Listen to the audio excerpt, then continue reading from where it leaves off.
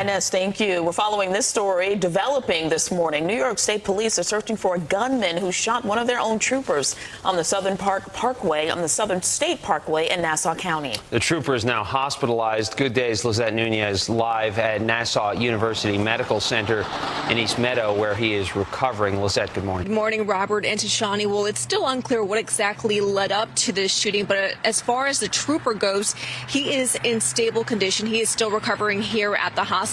So let's give you a timeline of how all of this unfolded. It was right before midnight. That's when the shooting took place. This was near exit 17 of the Southern State Parkway in Malvern. A trooper was shot in the leg and was able to get the license plate of the suspect. State police says they were looking for a black Charger with a custom Mac gray dual exhaust tips. The car has temporary New Jersey plates reading 99763T. Investigators say the driver went westbound after the shooting. And here is some of the audio as a trooper called for help. Shot fired, I'm hit. Westbound, Southern State, right before exit 17. Commandant 1026, you have any injuries? I think my kneecap's broken. So a cop got shot, and it was so sad.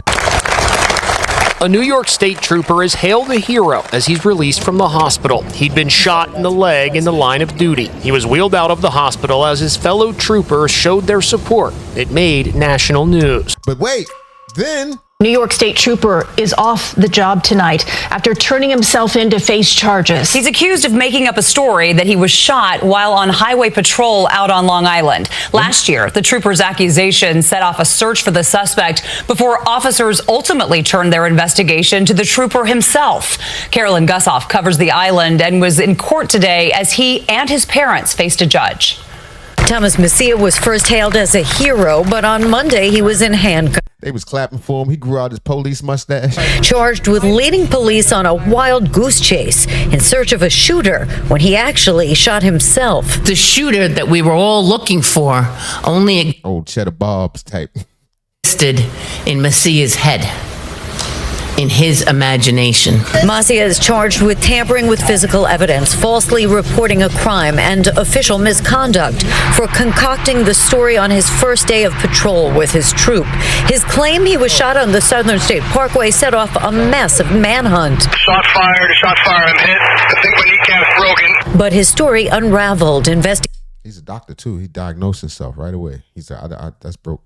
Found no physical evidence to support his elaborate tale. GPS tracking placed him at the parkway where they believe he placed shell casings, then Hempstead Lake State Park where he shot himself in the leg, and then he returned to the parkway describing the shooter as a dark-skinned male. 9 shell casings, but no projectiles found at the scene. No tire marks. Not a single video that showed the Dodge Charger Messia claimed belonged to his shooter ever driving on any of the roads that we had video for. You mean to tell me you couldn't find one nigga in a Charger to put the shit on?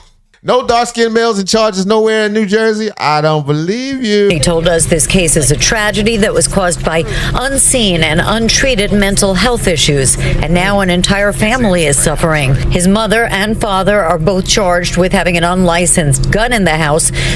What, he got his mama locked up? Damn. Thomas Messia is a convicted felon, a disgraced NYPD cop convicted in the 1990s as part of a cocaine ring. State police say his dad was crooked too? saw no red flags in the son's police work, but have theories. Whether he sought to get disability retirement, whether he sought to seek the attention of unrequited love, those are issues on the fringes that have come to our attention. During the search of the Messia home, police also found $800,000 in cash. What? Prosecutors. And this, are we still talking about this? It was the fault. It was his mental health. He told us this case is a tragedy that was caused by unseen and untreated mental health issues. And the 800,000, Lex Luthor had mental health problems. So did the Joker and the Riddler and everybody else, Catwoman. Investigation is far from over. In Mineola, Long Island, Carolyn Gussoff, CBS News, New York.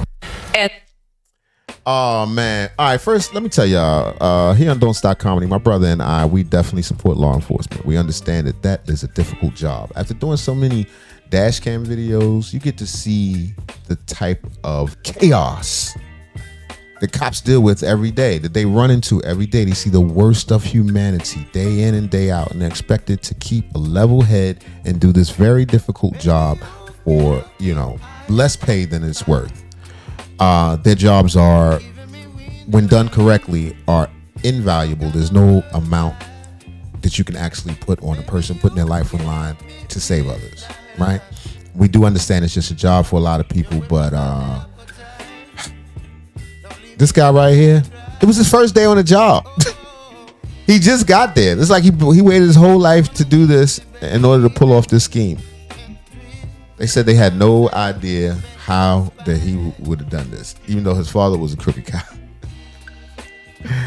The crazy thing is they made him turn himself into his own precinct. That had to be depressing as I don't know what. You had to come into your own precinct. About an hour and a half ago, this trooper, Thomas Macia, and his father and his mother all turned themselves in here at police headquarters in Farmingdale, the same headquarters from which Trooper Macia had served. Well, he's being processed by some of his former fellow officers right now, along with his parents. Hey, Bill. Hey, fancy meeting you here, nigga. Hey, we might as well lock him over the same cut. He probably arrested himself. It probably helped him boost he might have made sergeant if he turned himself in, if he locked himself up quicker. Oh, man. This ain't a shot at all the police. God bless you, the ones that's doing a good job and trying to keep us safe out here. Understand your job is hard, but talk about bad apples, man. They can't get no worse than this. And now, a word from our sponsor. I was good. You sound like the real dude that nobody sees. Peace and blessings. Peace and blessings. Peace and blessings. Alashundo Maronde Ishe Kolowa. To you, my brothers. To you. Hello. My name is Dr. Omar Thompson, Prince of Pastries. You see, I'm here to speak to you about a problem that affects our community, the snack industry. One snack in particular, the colonizer, Little Debbie.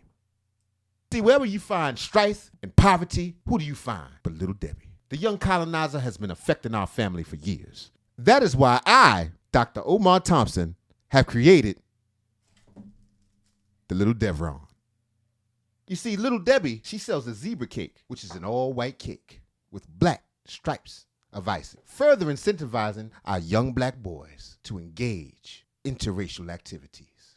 Little Debbie's cakes are full of additives, preservatives, artificial colors, and flavorings, but not the Little Devron, an all-fudge brownie, dipped in chocolate, rolled in chocolate sprinkles. That way, it's black in every bite. Each brownie will be baked by little black hands at the school that I'm building.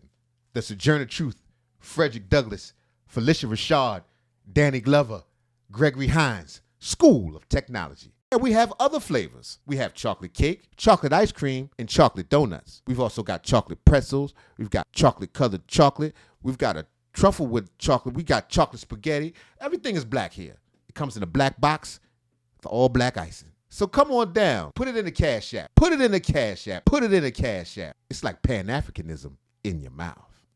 The Little Devron. We must stay focused, brothers. Who's that queen?